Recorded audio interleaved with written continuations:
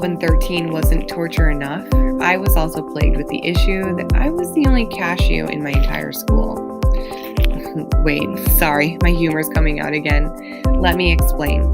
You see, cashew is a humorous nickname or distraction that I would give myself around my friends. It really just stands for me being half Catholic and half Jewish. You may be thinking, why is she feeling plagued? What's wrong with her? She's got friends. That's awesome. She also must get tons of presents during Christmas and Hanukkah. I'll stop your thoughts right there because it's not awesome. And it wasn't awesome for 12 and 13-year-old Heather Knobloch, who was struggling with the concept of God, knowing full well that her parents grew up differently and really wouldn't be of service in faithful guidance. It wasn't awesome when God didn't answer my prayers when my grandparents were dying. And it wasn't awesome when neither Jewish God or Catholic God could bring back my friend Elliot at the age of 12 when he had gotten hit and killed by a car. Age 12. I was prepping for my bat mitzvah and Elliot wouldn't be attending. He wouldn't even be RSVPing. How was I supposed to lead a service around God when he did such awful things? I attended Hebrew school 3 times a week to prep for my bat mitzvah, where I learned how to read, write, and speak in Hebrew. We also attended the equivalent to what my Catholic friends called CCD or religious ed. This is where I learned basically everything in the Old Testament and the story of how Jews were basically not wanted anywhere they lived. The story of exile really stuck with me. In addition to learning about exiles and all the times that Jews had to persevere over their situations and hardships, we were also drowned with images from the Holocaust.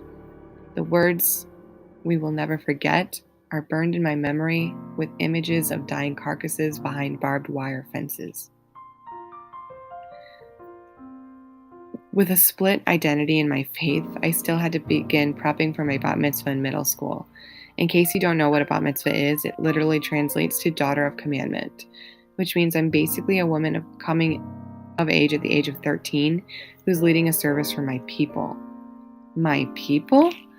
I never felt 100% connected to any one particular group, whether I be at church for Christmas and Easter or at temple for Shabbat. I always just felt like I was floating somewhere else.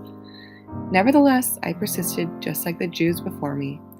My family, who's half Jewish and half Catholic, sitting in front of me, half of them hanging on to every word while the other half are searching desperately for the transliteration of the Hebrew that I'm chanting. As time went on, I continued to struggle with my beliefs, who I was as a person, as a spiritual believer, as a Jew or a Catholic. I went to Jewish retreats, but wasn't Jewish enough for summer camps at Asrui. I missed out on those moments and was always reminded that I was just never as Jewish as my peers. In my middle school yearbooks, my name wasn't Heather on my autograph pages. No, it was Jew.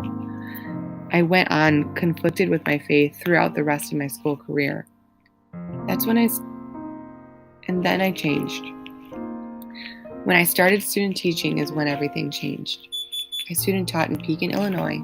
My cooperative teacher, Lori McCoy, had found out that I was Jewish and was going to be returning home for the high holidays. She practically leapt from her seat and screamed, "You have to teach the kids about Rosh Hashanah." Why, I thought. These kids can't possibly connect with me. They're from Pekin, Illinois.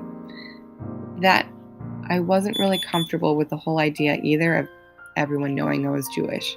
It's something I had hid since middle school. She said that's exactly why they need to know, that they need to be exposed to different religions, and I need to express who I am as a person. They needed it to build their own tolerance, and I needed to find tolerance in who I am. That's when she said, if you never had those experiences, would you even be the same person today?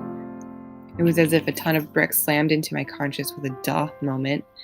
At that moment, I began a new journey. I embraced who I am, and it took me until I was 21 years old to teach a group of kids from Pekin, Illinois, who knew nothing of differences about race, religion, or culture, of Rosh Hashanah or Yom Kippur, of Latkes, of Shabbat, of Jewish and Catholic cultures being blended together. Ironically, my upbringing was a blessing in disguise. Because I come from both cultures, I am more accepting of people who walk different paths than what we see in the status quo. I listen so closely to what people say and offer advice as needed.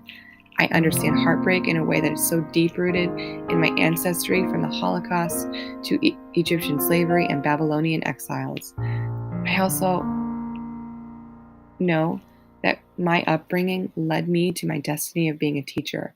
And as a light bulb turns on in the darkness for the first time in a long time, I understand that even though God may let terrible things happen to our world and people, that there is also an equal great power of positivity to help balance it out.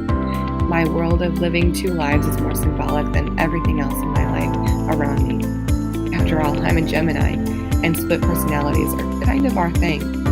It gives me balance, serenity, and peace, knowing that being a cashew isn't all that nuts after all.